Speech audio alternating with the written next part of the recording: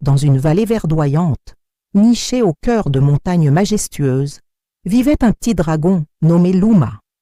Contrairement aux autres dragons de son clan, Luma était différent. Il ne crachait pas de feu rugissant, ses ailes n'étaient même pas encore assez puissantes pour fendre les cieux. Et disons-le, il n'était pas le plus courageux des dragons. Mais ce qui rendait Luma vraiment spécial, c'était son cœur. Un cœur immense, rempli de bonté, et un rêve secret qui scintillait plus fort que toutes les étoiles de la nuit. Un matin, le grand chef des dragons rassembla tous les jeunes de la montagne. Il annonça que le temps était venu pour chacun de prouver sa valeur. Comment? En faisant une promesse importante pour le bien de tous. Aussitôt, les jeunes dragons se lancèrent dans des déclarations grandioses. L'un promit de dénicher des trésors oubliés, un autre jura de garder les plus hauts sommets, et un troisième de voler plus haut que les nuages eux-mêmes. Mais quand vint le tour de Luma, un silence se fit. D'une petite voix, il fit une promesse bien différente. Il promit d'aider les humains du village voisin. Il voyait leur peur à chaque fois qu'un dragon survolait leur toit, et au fond de lui, il voulait changer ça. Au début, personne ne prit Luma au sérieux. Les autres dragons ricanèrent. Un humain faire confiance à un dragon? Quelle blague! Se moqua l'un.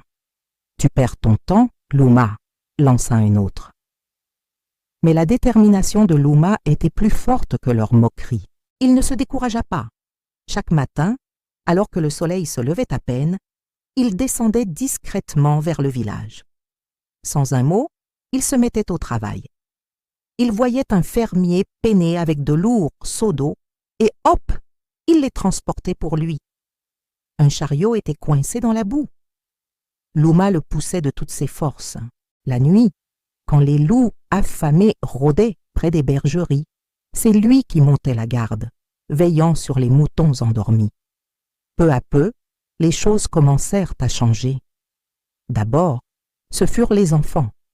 Au lieu de courir se cacher, ils lui adressaient de timides sourires. Puis, les adultes, méfiants au début, observèrent ses gestes. Ils comprirent que ce petit dragon ne leur voulait aucun mal, bien au contraire. La peur laissa place à la curiosité, puis à une douce reconnaissance. Luma n'était plus une créature effrayante, mais un voisin serviable et discret. Un jour, le ciel s'assombrit soudainement. Une tempête terrible, comme on n'en avait jamais vu, s'abattit sur la vallée. Des pluies torrentielles firent sortir la rivière de son lit, et une vague furieuse menaça d'emporter les maisons du village. La panique s'empara des habitants. Ils étaient impuissants face à la colère de la nature. C'est alors que Luma, se souvenant de sa promesse, s'avança sans la moindre hésitation. Il planta fermement ses petites griffes dans la terre détrempée et commença à creuser un canal pour dévier le courant déchaîné.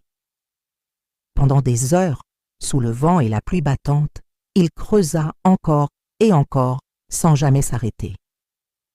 Et grâce à son courage et à sa persévérance, le village fut sauvé. Le lendemain, le soleil revint briller sur une vallée apaisée. Tous les habitants se rassemblèrent autour de Luma. Avec des larmes de gratitude dans les yeux, ils lui dirent qu'il avait gagné leur confiance et leur amitié pour toujours. Là-haut sur la montagne, les grands dragons avaient tout vu. Ils étaient stupéfaits. Ils comprirent enfin que la véritable force ne réside pas dans la taille des ailes ou la puissance du feu, mais dans la valeur d'une promesse tenue et la sincérité d'un cœur.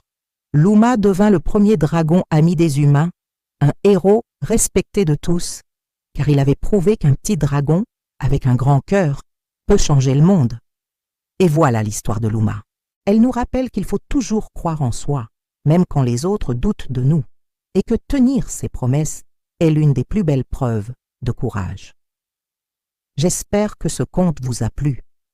Si c'est le cas, n'hésitez pas à laisser un petit pouce bleu, à partager la vidéo et surtout à vous abonner pour ne manquer aucune de nos prochaines histoires. Merci de nous avoir écoutés et à très bientôt.